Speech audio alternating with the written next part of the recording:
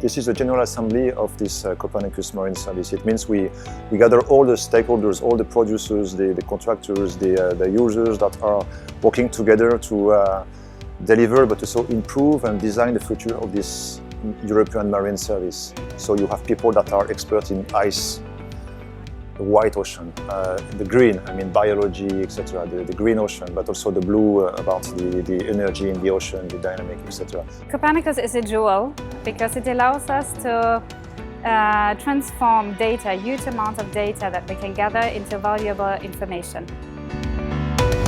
There is a divide between the usually ocean science community and decision-making community. So I think this General Assembly gives me a chance to look at what's happening in ocean science and how this can be bridged to the policy world and decision-making world. So the priorities today is really to fit and to match as much as possible with the evolution of the EU policies, because we are policy-driven and user-driven. The Arctic is undergoing more changes, more dramatic changes than you've seen anywhere else on the globe. It's warming twice as fast as the rest of the planet. I am here in Copernicus because we are developing numerical model for predicting the green ocean states, so it means the biogeochemistry of the ocean. My contribution to Siemens, to the Copernicus Marine Service, is that I'm actually the co-chair of the Scientific and Technical Advisory Committee.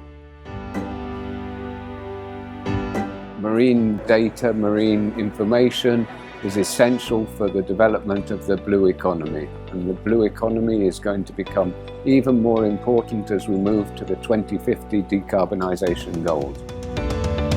For us, the Copernicus Marine Service is very important because we use it, for example, for port management, we use it for flooding risk, we use it for sailing activities, for marine renewable energies, for aquaculture.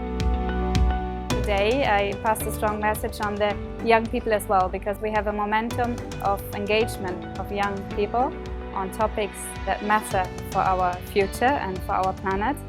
And we see Copernicus as a very important source of information to support this.